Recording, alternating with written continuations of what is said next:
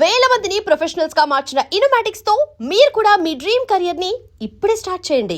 Cinema గురించి మీకు ఎక్కడెక్కడ ఇబ్బందులు ఎదుర్కొన్నారు ఈ సినిమా విషయంలో? ఇబ్బందులు అంటే ఒక్కసారి వర్కౌట్ లేదు అనిపించిన తర్వాత ఇంకా ప్రతిదీ చెప్తున్న దాని ప్రకారం నాకంటే ప్రతి దగ్గర అడ్డంకులు బాగానే వచ్చాయి మీకు ఈ సినిమా పరంగా. ఈ సినిమాకి చాలా నేర్చుకున్నా టు బి ఆనెస్ట్. ఎట్లా చాలా చాలా అంటే కొన్ని స్క్రిప్ట్ పరంగా చాలా ఊహలు గుసగుసలాడికి నేను బిగినింగ్ లో ఎలా ఉన్నాను, ఎండింగ్ లో కూడా అలాగే ఉన్నా. కొత్తగా నేర్చుకునేది ఏం లేదు. నాకు వచ్చిన దాంతోనే సినిమా తీసాను, అదే సరిపోయింది. దీనికి నాకు వచ్చింది సరిపోలే. సో పీపుల్ని డీల్ చేయడం దగ్గర నుంచి ఇంకొకటి చాలా హార్ష్ విషయాలు కూడా నేర్చుకున్నాను. డైరెక్టర్ అనేవాడికి డెమోక్రసీ ఉండకూడదండి.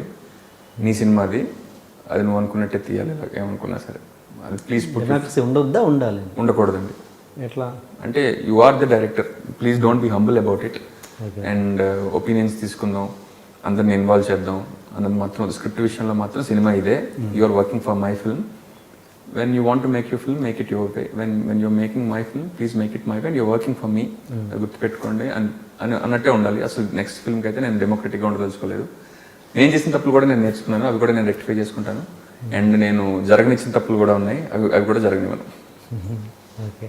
సో నెక్స్ట్ సినిమా నానితో చేయాలి. అవును. మళ్ళీ సాయి కొరపాటి దాంట్లో అది ఇంకా అది ఫిక్స్ కాలేదండి. సాయి గారితో సినిమా చేయాలి, నానితో సినిమా చేయాలి. ఈ రెండు ఆబ్లిగేషన్స్ వాళ్ళిద్దరిని కలిపితే బాగుంటుంది.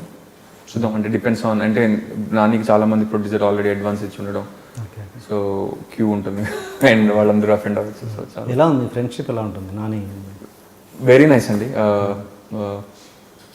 నిజంగా ఆనెస్ట్గా చెప్పాలంటే మేము ఇద్దరం పెద్ద తిరిగింది లేదు, టు బి ఆనెస్ట్. వర్క్ చేసినప్పుడే మాట్లాడుకుంటాం. అండ్ కాకపోతే బిగినింగ్ మా ఇద్దరిది ఒకేసారి జరిగింది కాబట్టి అప్పుడు, అండ్ గోయింగ్ కూడా స్ట్రాంగ్ ఉంది కాబట్టి అవన్నీ గుర్తొస్తాయి. ఒకరోజు నా పుట్టినరోజు అప్పుడు మా ఇంటికి వచ్చాడు ఫస్ట్ టైం. పాటలు పెడదాం అనుకుని టీవీలో పాటలు పెట్టకపోతే అష్టజమ్మ సినిమా పెట్టారు యాక్చువల్లీ. సో ఇద్దరం రాత్రి, ఆ రోజు నైట్ షూట్ జరిగింది జెంటిల్మెన్. రాత్రి మా ఇంటికి వచ్చి ఇద్దరం అష్టజమ్మ సినిమా పెట్టుకుని ఇంత చండాలమైన యాక్టింగ్ చేసాం కదా మన ఇద్దరం. మన్ని అప్పట్లో ఇది గుడ్ యాక్టింగ్ అని ఎందుకన్నారు అని కొంచెం సిగ్గుపడి, కొంచెం నిజంగా కొన్ని చోట్ల బాగా చేసాం. అండ్ యా అలాగే. సో బేసికలీ బిగినింగ్ స్ట్రాంగ్ అవ్వడం, and I respect him as an actor and he respects me as a writer director. And అదంతా నిజంగా ఉండడం, అంటే ముఖస్థితి కోసం కాకుండా నాని గొప్పనట్టు నేను నమ్మడం, నేను బాగా రాస్తానని అతను నమ్మడం. సో ఇవన్నీ కూడా తోడ్పడతాయి. మీరు చేసిన దాంట్లో మీకు ఇప్పటివరకు బాగా నచ్చిన క్యారెక్టర్ ఇది? నాకు అష్టజమ్మ ఇష్టం అండి. అండ్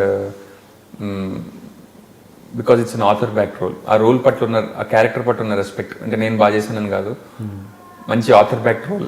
అండ్ అది నాకు ఇష్టం లేదని చెప్తే ఆ రోల్ నీకు కించపరిచినట్టు. It's a great role. అది ఎవరు చేసినా చాలా మంచి పేరు వచ్చేది. అండ్ పిల్ల జమీందార్ ఇష్టం, అండ్ ఊహలు గుసగుసలాడే ఇష్టం.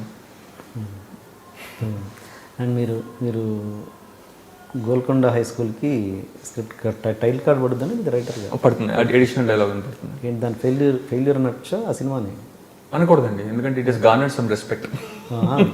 అది ఉంది ఆయన సినిమాలు అన్నిటికీ ఉంటుంది అది. అవును. మరి మీరు ఫెయిల్యూర్ అనొచ్చా అంటే నేనైతే అనకూడదు అంటాను. ప్రొడ్యూసర్ అనమంటే కనుక అనండి, ఆయన డబ్బులు రాలేదంటే కనుక ఫెయిల్యూర్. ఎక్కడ అది నోచుకోలేదు, దానికి రీజన్స్ ఏంటి? నాకు నిజంగా ఐడియా లేదండి. బికాజ్ నాకు ఫస్ట్ నవల ఇచ్చారు, స్క్రిప్ట్ రాయమన్నారు. నవల ఇచ్చినప్పుడు స్క్రిప్ట్ రాయమన్నప్పుడు నవల నాకు చాలా నచ్చింది, కానీ ఇది స్క్రిప్ట్గా చేయగలిగినప్పుడు ఉండే ప్రాబ్లమ్స్ నేను చెప్పా. అంటే ఇప్పుడు నేను తప్పించుకుంటున్నాను అనుకోకూడదు. బట్ నా ఫస్ట్ సినిమా ప్రొడ్యూసర్ నాకు ఆఫర్ ఇచ్చారు, రాయమన్నారు. ఇవైతే ప్రాబ్లమ్స్ అయితే ఉంటాయి అడాప్ట్ చేసినప్పుడు అని చెప్పి నేను రాశాను. అండ్ తర్వాత మోహన్ కృష్ణ గారు టేకప్ చేశారు. ఇప్పటికీ చాలామంది గోల్కొండ హై స్కూల్ భలే సినిమా అంటారు. దాన్ని కమర్షియల్గా మరి ఓవర్ స్పెండ్ చేశారా, లేకపోతే కరెక్ట్ టైం రిలీజ్ కాలేదా, లేకపోతే ప్రమోషన్లో ఏమైనా ఫాల్ట్ ఉందా, లేకపోతే సినిమాలోనే ఏమైనా ఫాల్ట్ ఉందా నాకైతే తెలియదు, టు బి ఆనెస్ట్. అండ్ నాకు అంత రెస్పాన్సిబిలిటీ కూడా కాదు, ఎందుకంటే నేను ఒక డ్రాఫ్ట్ రాసి ఇచ్చిన తర్వాత దానికి ఏడు డ్రాఫ్ట్ అయినా జరిగే తర్వాత. ఓకే. మీ స్కూలింగ్ అన్నది పెద్ద కాంట్రవర్షియల్ అని ఏంటి, ఎలా? కాంట్రవర్షియల్ ఏం కాదండి. బేసికలీ ఐఐటికి ప్రిపేర్ అవ్వాలని చెప్పి రామాయిలో చేర్పించారు. బేసికలీ ఫస్ట్ ఇయర్ చదివిన తర్వాత సెకండ్ ఇయర్ చదవలేదంటే వెళ్ళలేదు. అంటే ఇప్పుడు చెప్తే స్టూడెంట్స్ ఏమన్నా అమ్మో ఇది రోల్ మోడల్ కింద తీసుకొచ్చి అనుకుంటారేమో తెలియదు, కానీ బ్యాడ్ థింగ్. అలాంటి సచిన్ టెండూల్కర్ అదేగా అందరూ చదువు అనేరుగా.